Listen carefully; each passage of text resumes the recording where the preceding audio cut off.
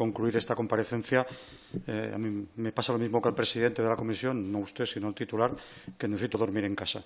Entrando en materia, un tratado de esta naturaleza merecería un mayor protagonismo de las Cortes Generales. Y la verdad es que nos encontramos en que las comparecencias del Gobierno son casi siempre a remolque.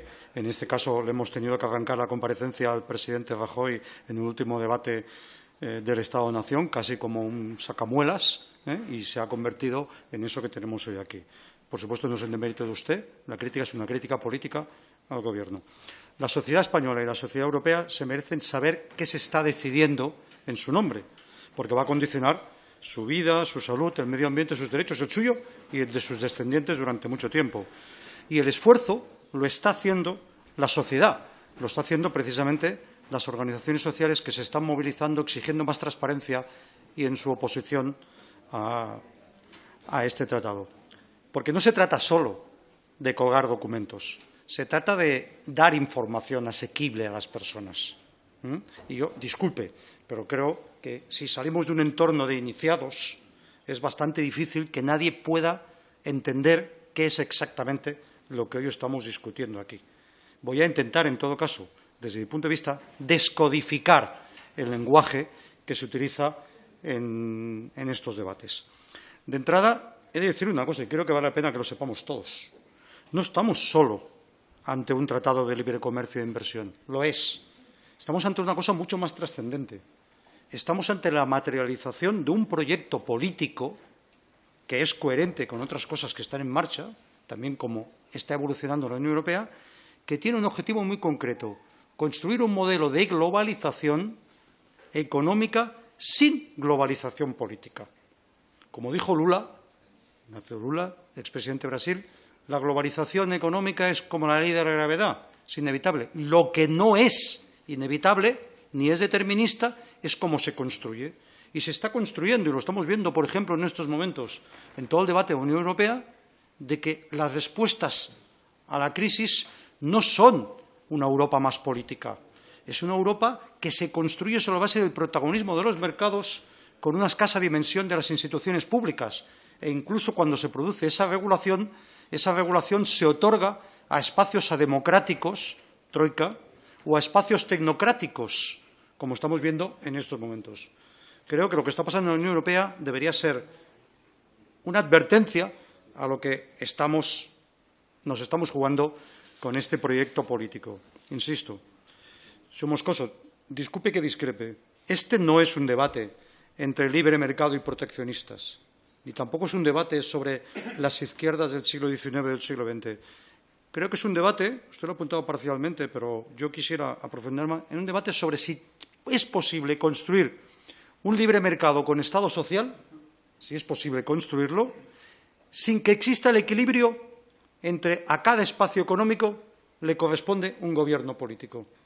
Porque recuerdo que la razón de existir del Estado nacional es precisamente que a una economía nacional industrial se le construye un espacio político que lo doma. Y esa es la gran lucha de 150 años del movimiento obrero. Y ahora lo que tenemos es una realidad en la que se están construyendo grandes espacios económicos que tienen grandes ventajas para los inversores, sin duda, pero en la medida que no van acompañados de gobierno político de esos espacios económicos al mismo nivel, ese gobierno político se vacía de soberanía. Y ese es el debate que tenemos, y nos estamos jugando la construcción de la sociedad en el siglo XXI. Y tenemos que decidir si queremos una sociedad de ciudadanos o de clientes e inversores, si queremos una sociedad o un mercado, si queremos transferir soberanía de los Estados a los mercados, como se plantea claramente en este tratado llamado de inversión y libre comercio. Este es el debate de fondo, es un debate de una envergadura espectacular. Y yo sugiero a todos que no solo intelectualmente, sino políticamente nos hagamos la siguiente reflexión.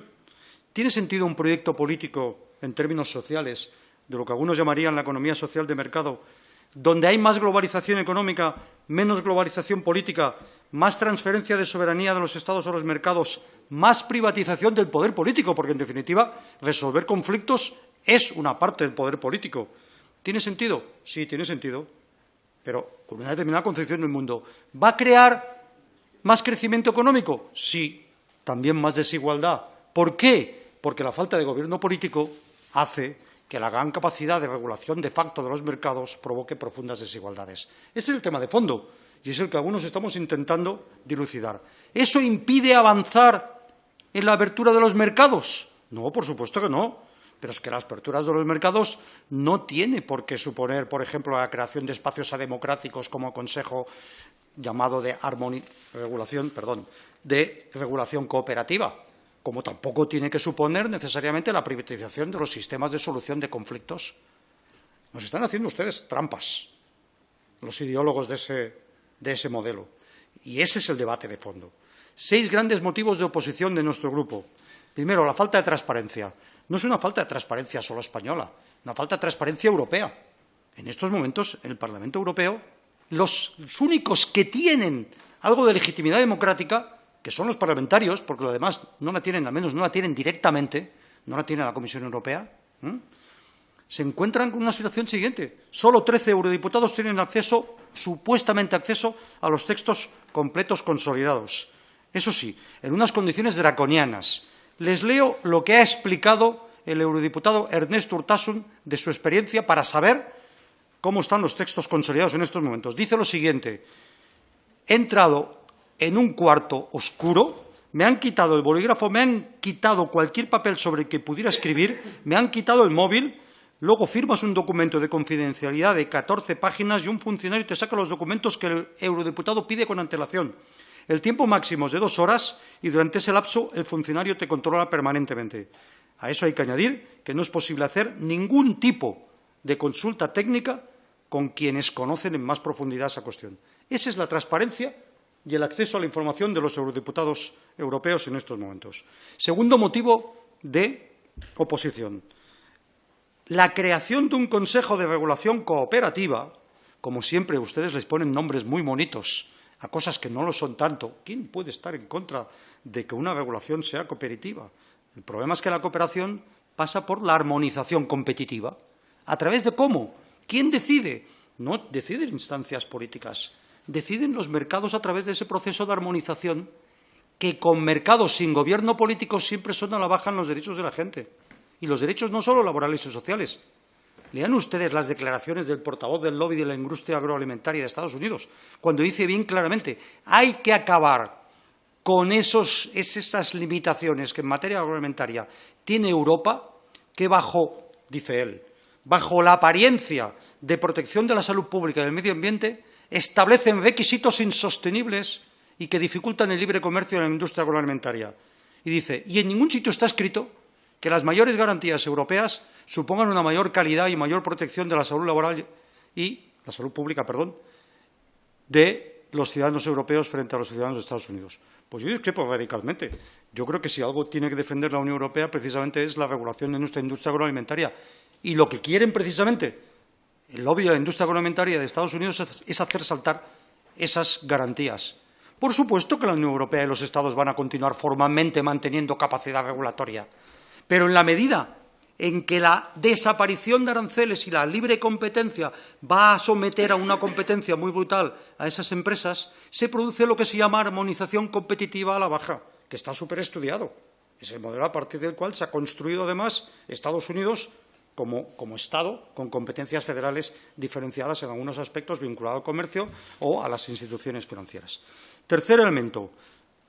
Las cuestiones vinculadas a los mecanismos de resolución de disputas entre Estados y inversores. Ese es el aspecto más grave, de los más graves de este tratado. Es la privatización de la solución de los conflictos, pero no solo eso, es el cambio de valores. ¿Por qué los inversores no quieren tribunales y quieren sistemas de arbitraje? Porque los tribunales actúan con un criterio de derechos y los mecanismos de mediación y arbitraje funcionan por lo que llaman arbitrajes de equidad basado en intereses. Esa es la gran diferencia, ¿eh? No estamos hablando de cosas muy concretas. Y, por supuesto, que no es nada nuevo y que ya se ha puesto en práctica. Precisamente porque sabemos las consecuencias de esos mecanismos de mediación y arbitraje, de solución de conflictos privados en otros tratados de libre comercio, es por lo que nos negamos a eso. ¿Cuáles son las consecuencias?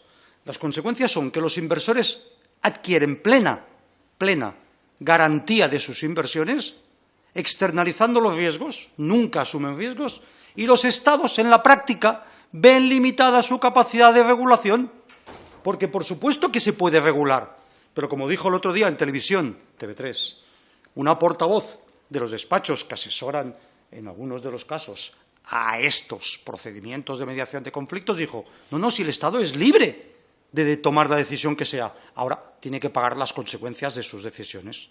Y lo hemos visto. Gobiernos que han intentado modificar la legislación de gobiernos anteriores no lo han podido hacer porque para ello han tenido que pagar unas indemnizaciones multimillonarias establecidas en esos sistemas de arbitraje. Y fíjense bien a qué situación vamos a llegar. Vamos a llegar a una situación en la que en España, por ejemplo, los pensionistas reclaman ante el Tribunal Constitucional que han perdido su derecho a la revalorización de pensiones. Y el Tribunal Constitucional les contesta, no, es que ustedes no tenían consolidado este derecho, porque este derecho lo tenían, pero lo puede modificar otro gobierno. Y, por lo tanto, como no lo tenían, lo pueden modificar y ustedes se quedan sin ese derecho. Pero, en cambio, cuando no es un pensionista, sino es un inversor, el gobierno de turno no tiene capacidad. Sí, la tiene, pero compensando.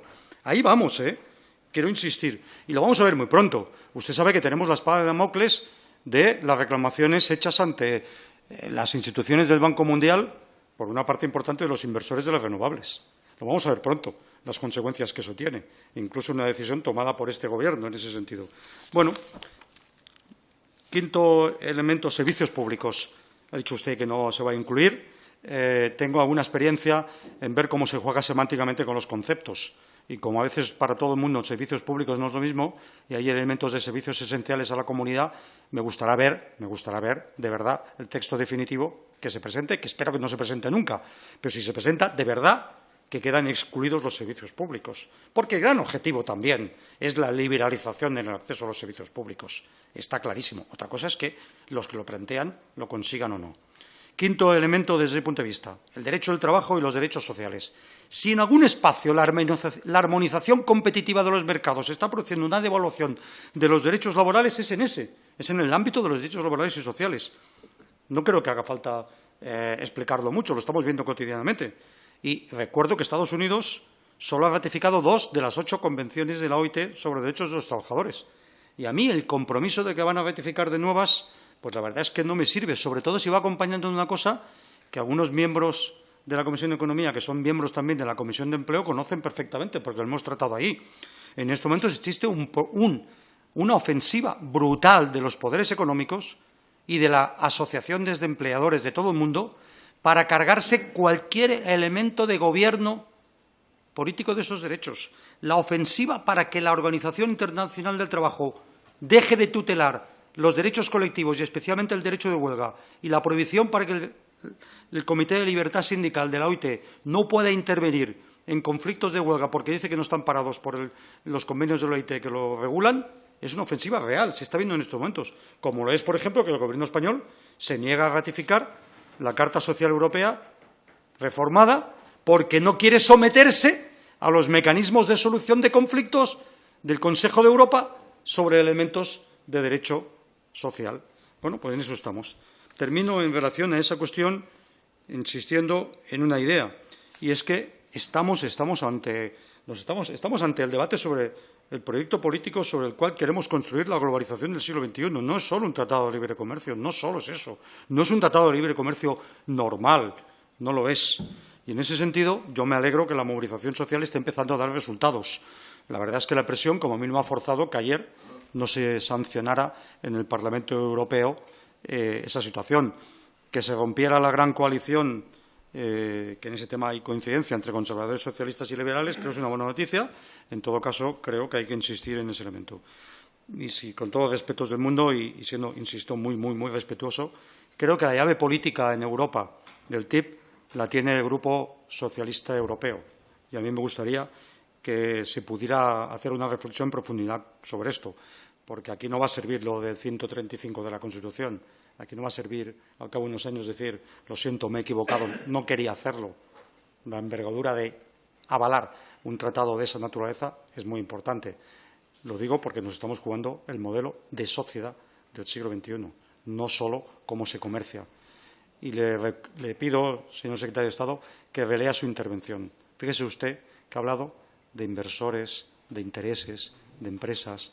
de multinacionales, las personas, los ciudadanos, no aparecen. Gracias, señor Coscubiela. Tiene la palabra en nombre del Grupo Vasco el señor Azpiazu. Le agradecemos al señor Calduch que le ceda el turno.